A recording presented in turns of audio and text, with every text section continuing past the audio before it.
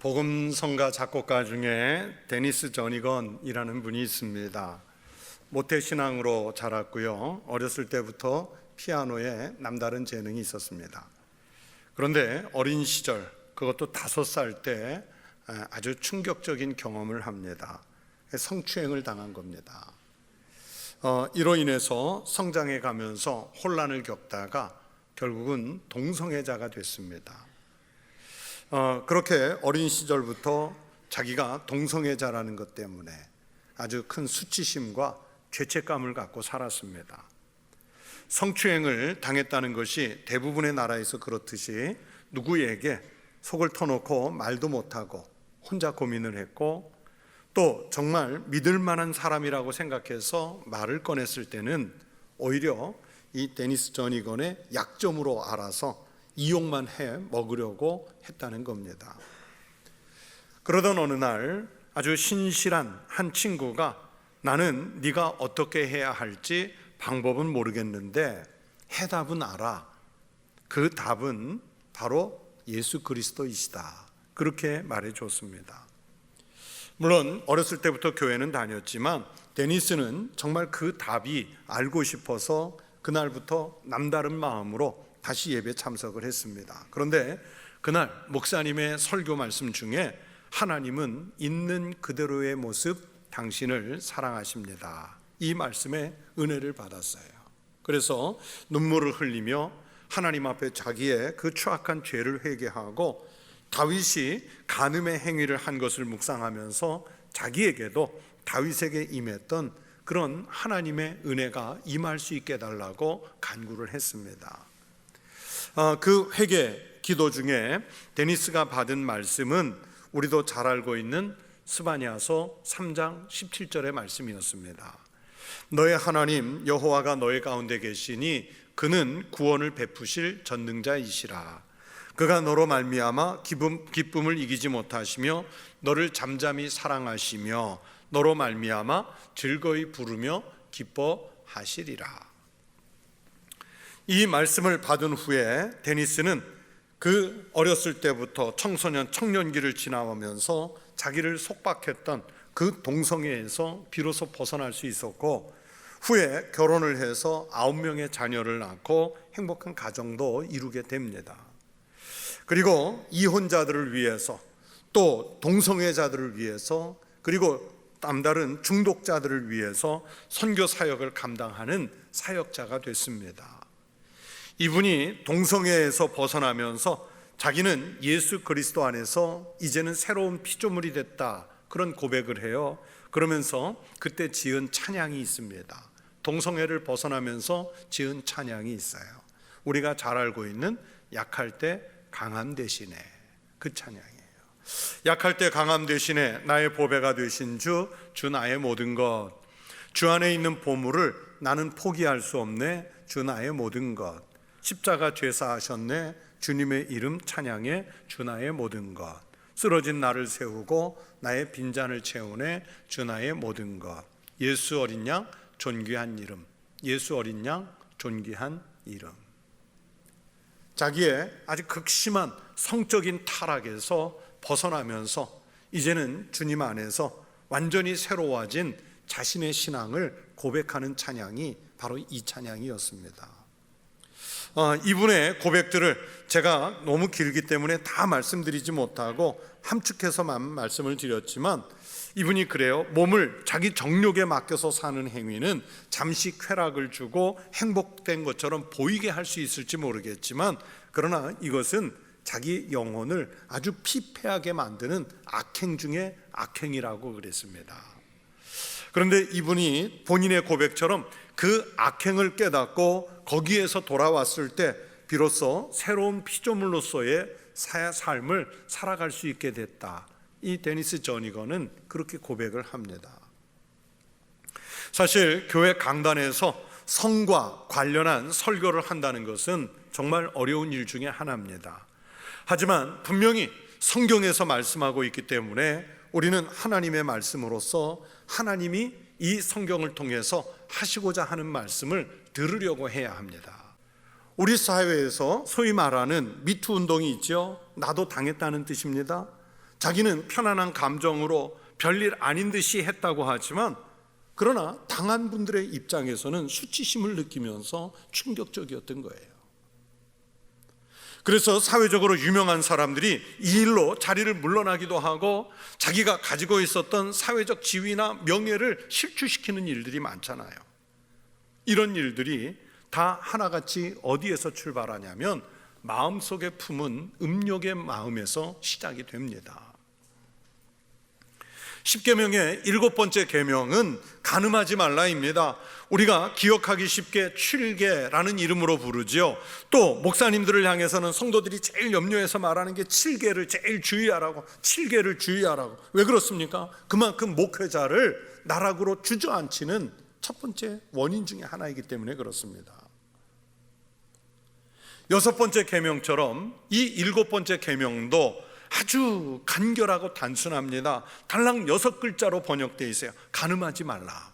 간음하지 말라. 이 간음이란 단어가요, 국어사전을 찾아보니까 사전적으로 이렇게 되어 있습니다. 결혼한 사람이 배우자가 아닌 이성과 성관계를 맺음. 제가 그래서 국어사전을 찾아보고 이 답이 틀렸다. 물론 완전히 틀린 건 아닌데 일부는 맞고 정확하지가 않다, 그렇게 생각했어요. 왜 그렇습니까? 국어사전 설명대로라면 결혼한 사람만 간음이 있고 결혼 안 한 사람, 미혼인 사람들은 간음이 없습니까? 전혀 그렇지 않잖아요. 성경은 그렇게 단순하게 말씀하지 않습니다. 본문이 짧고 간단하고 단순하다고 그래서 성경 자체가 단순하지 않아요.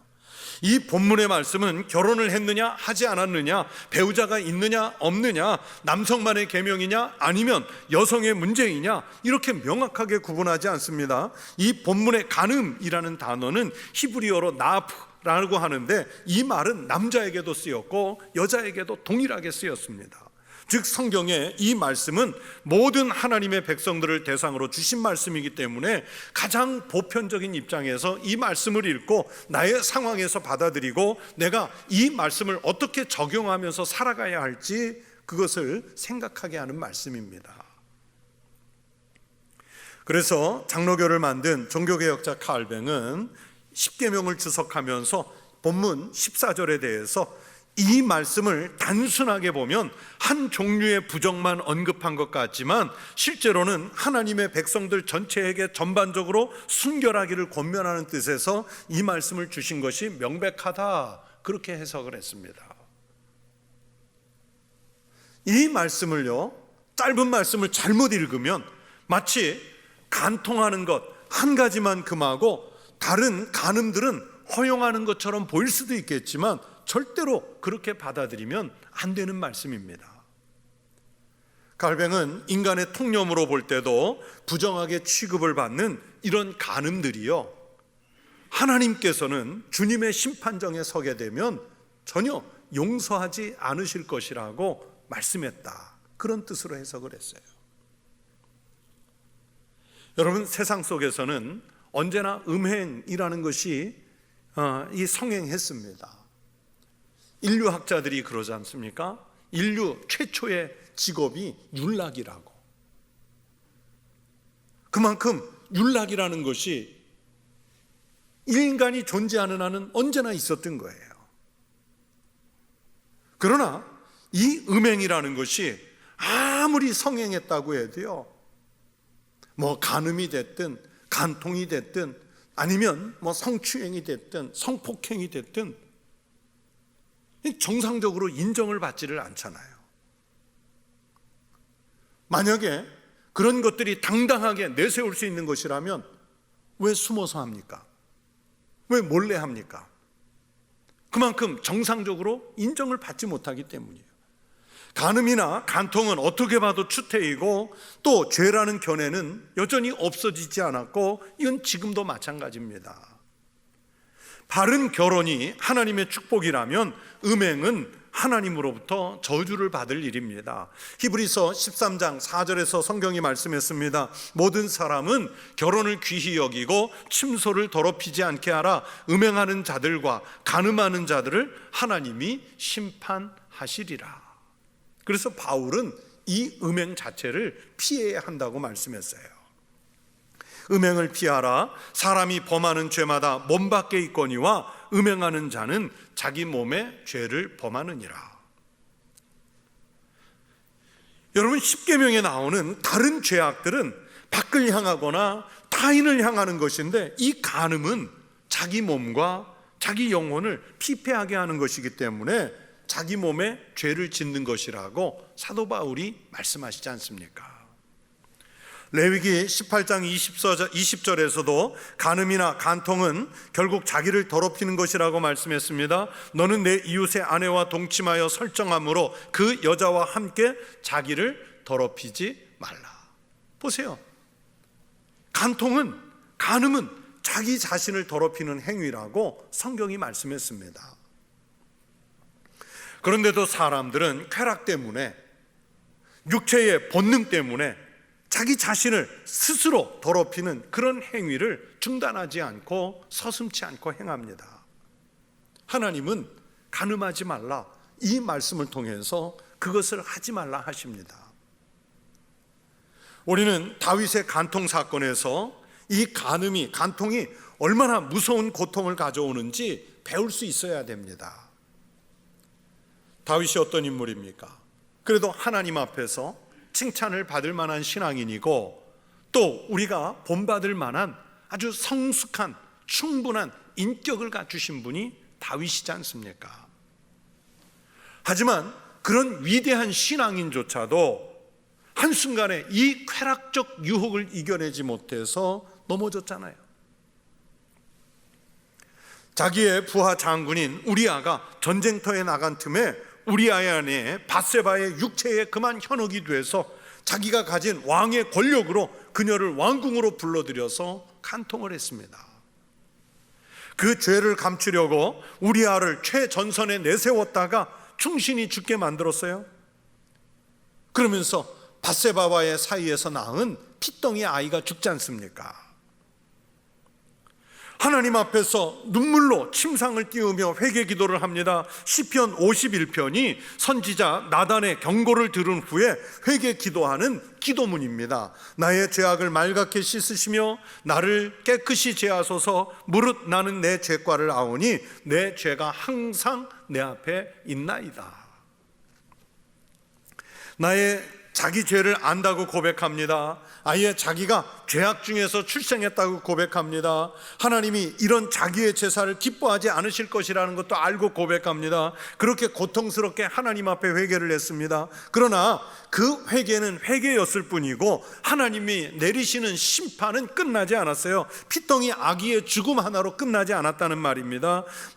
다윗의 맏아들 암논이 자기 이복 여동생 다말을 침실로 끌어들여서 겁탈을 냈습니다. 아버지 다윗이 뿌린 이 죄악의 씨앗이 아들에게 나타나서 근친상간이 되고 말았어요. 그런데도 다윗은 자기가 범한 죄가 있기 때문에 아들이 그런 몹쓸 짓을 했는데도 야단을 치지를 못했어요. 자기 죄가 크니까 자기와 같은 죄를 지은 아들을 야단을 못 쳤어요. 다말의 친오빠 압살롬이 나서서 다말을 범한 자기의 형 암논을 자기 궁으로 초대해서 잔치를 벌인 척하면서 동생이 형을 암살합니다. 형제간의 살인이 일어났어요. 나중에 이 압살롬이 이번에는 아버지를 향해 반란을 일으켰다가 아버지 군대에 의해서 비참하게 죽지 않습니까?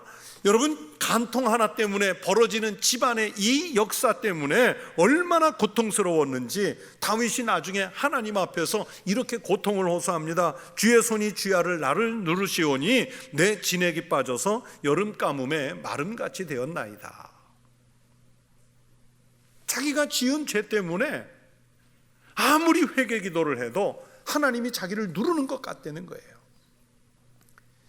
자기 몸에서, 자기 영혼에서, 자기 정신에서 진액이 다 빠져나가니까 여름 가뭄에 마름같이 힘들어진 거예요. 무엇 때문에? 이 간음 때문에. 이런 위대한 다윗을 한순간에 무너지게 만든 것이 간음이고 간통입니다. 그런데도 세상은 이렇게 망하는 길이 사람들에게 마치 좋은 것처럼, 행복한 것인 것처럼 그렇게 사람들을 유혹하고 그리스도인들까지도 이리로 와서 즐겨보라고 미혹을 합니다. 여기에 걸려 넘어지면 안 됩니다. 성은요, 하나님이 주신 아름다운 선물입니다. 정상적인 부부가 결혼을 해서 서로를 알아가는 아주 중요한 길입니다. 창세기 4장 1절에 아담이 그의 아내 하와와 동침하매 하와가 임신하여 가인을 낳고 이르되 내가 여호와로 말미암아 득남하였다 하니라 하는 말씀이 있는데요, 여러분, 여기서 아담과 하와가 동침했다, 여기서 이 동침은 단순히 남녀가 몸을 섞는 육체적 잠자리만 말하는 것이 아닙니다. 히브리어로 동침이라는 이 단어를 야다라고 하는데, 이 야다, 이 단어는 안다라는 뜻입니다. 알아간다는 뜻이에요. 남녀가 결혼을 해서 야다, 동침을 통해 서로를 알아가는 거예요. 우리가 하나님을 알아가는 것도요, 야다입니다. 부부가 야다를 통해서 한 몸이 되고 한 정신이 됩니다. 우리가 하나님과 야다를 통해서 신앙을 확고하게 붙잡아가는 과정입니다. 그래서 이 야다, 동침은 하나님이 주신 아름다운 선물이라고 말씀을 드린 것입니다. 그런데 이것이 정상적인 범위를 벗어나면 아름다운 것이 아니라 앞에서 말씀드린 다윗의 경우처럼 무서운 저주가 되고 사탄이 가정을 파괴하는 수단이 되고 인격을 파괴하고 자신을 추하게 더럽히게 만드는 수단이 됩니다. 오늘날 우리가 살고 있는 이 시대는요, 성이라는 것이 예술이라는 미명으로, 또 어느 때는 성적인 자유가 진정한 자유인 것처럼, 자유의 상징인 것처럼, 또는 경제적인 도구가 돼서 우리를 유혹합니다. 성을 이용한 지하 경제 규모는 알 수 없을 정도로 커졌습니다. 여러분, 정상을 벗어난 이 성은 자유가 아니라 죄의 속박이고, 예술이 아니라 타락이 되고, 경제가 아니라 저주의 부가 되는 구조를 사람들이 모르고 거기에 빠져들어가는 거예요. 여러분, 소돔과 고모라가 왜 멸망했습니까? 이방이 침노해서 멸망했습니까? 경제정책에 실패해서 망했습니까? 아니잖아요. 소돔과 고모라가 음란에서 무너졌습니다. 그렇다면 우리가 살고 있는 지금의 이 세상도 이 음란 때문에 하나님의 심판을 받아 무너질 수 있다는 얘기예요. 정말로 조심해야 됩니다. 예수님은 이 말씀에 대해서 한 걸음 더 나아가 말씀하셨습니다. 마태복음 5장 27절에서 10계명의 7번째 계명을 언급하십니다. 또 간음하지 말라 하였다는 것을 너희가 들었으나, 즉 이스라엘에 지금 예수님의 말씀을 듣는 모든 사람들이 이 계명을 들어서 알고 있다는 뜻입니다. 그렇다면 예수님은 이 말씀에서 간음을 어디까지 적용해서 해석하셨을까요? 바로 이어서 마태복음 5장 28절에서 그 해석한 말씀을 이렇게 주셨습니다. 나는 너희에게 이르노니 음욕을 품고 여자를 보는 자마다 이미 간음하였느니라. 반대로 볼 수도 있겠죠. 음욕을 품고 남자를 보는 자마다 이미 간음하였느니라. 즉 마음속에 이 마음을 품고 예배당에 앉아 있으면 예배당에서도 간음자가 되는 거예요.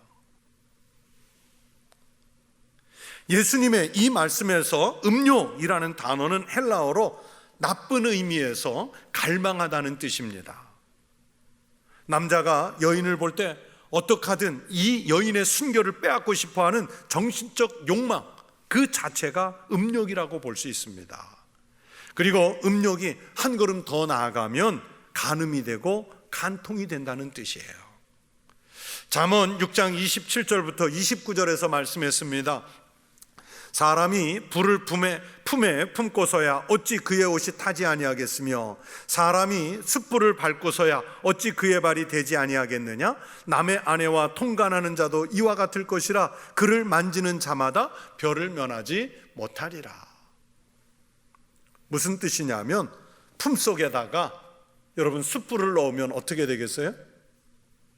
옷이 타겠지요. 한번 타는지 안 타는지 예배 끝나고 집에 가서 숯불 한번 가슴에 넣어 보세요. 여러분, 맨발로 숯불 위에 올라서면 어떻게 되겠어요? 당연히 발이 되겠지요. 이것도 혹시 숯불이 발이 되게 하는지 안 되게 하는지 좀 궁금하면 예배 끝나고 실험해 보세요.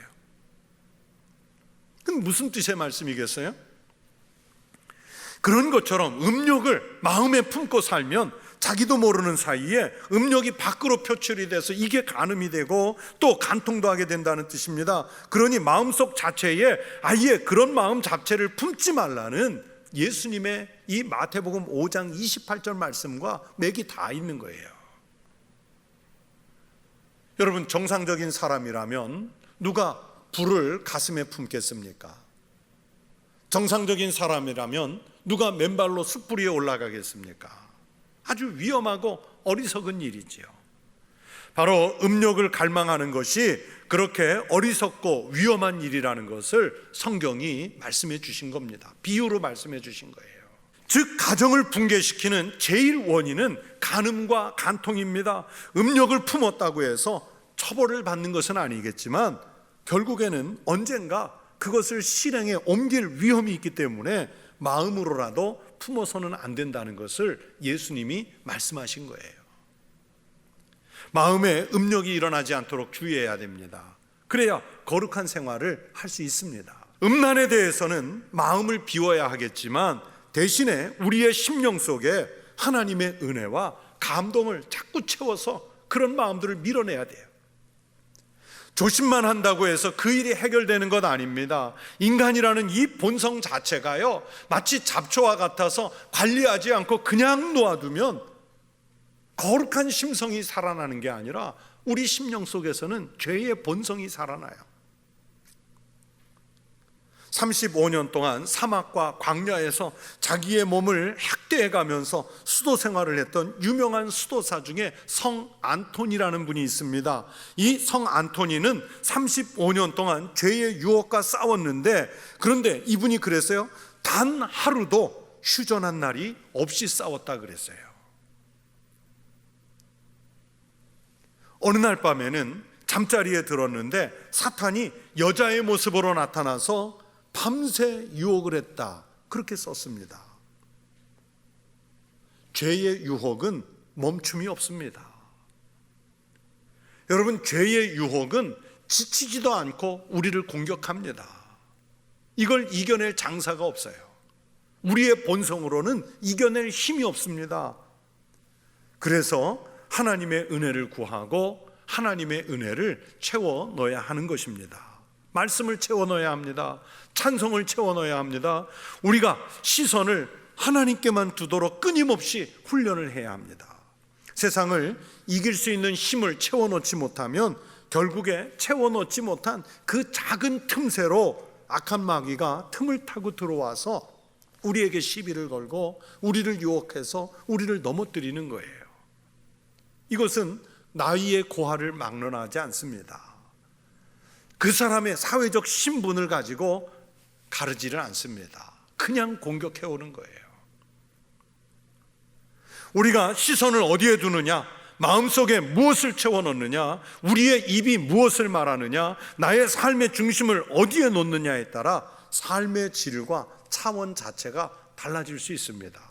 정신 바짝 차려서 집중해야 합니다. 성도 여러분, 우리는 하나님께 택함을 받은 거룩한 백성인 줄로 믿습니다. 제사장으로 세움받은 줄로 믿습니다. 악한 것들이, 추한 것들이, 더러운 것들이 우리 심령 안으로 들어오지 못하도록 우리가 믿음으로 막아서야 합니다. 단지 막고만 있는 것이 아니라 말씀이 들어오고 찬송이 들어오고 기도 응답이 들어오고 예배자로 사는 감동이 들어와서 주님의 은혜가 우리 안에 좌정하시도록, 내 일상의 생활 가운데 함께 하시도록, 나의 모든 생각 속에 주님의 뜻이 통치하시도록 주님의 은혜를 구하셔야 됩니다. 그렇게 힘든 일이지만 거룩한 삶을 살아내셔서 이 세상의 유혹과 시험을 이기고 승리하는 거룩한 성도가 되시길 축원합니다. 몸을 정결하게 관리하시길 바랍니다. 가정이 하나님 은혜 가운데 성결한 가정이 되시기를 주의 이름으로 축원합니다.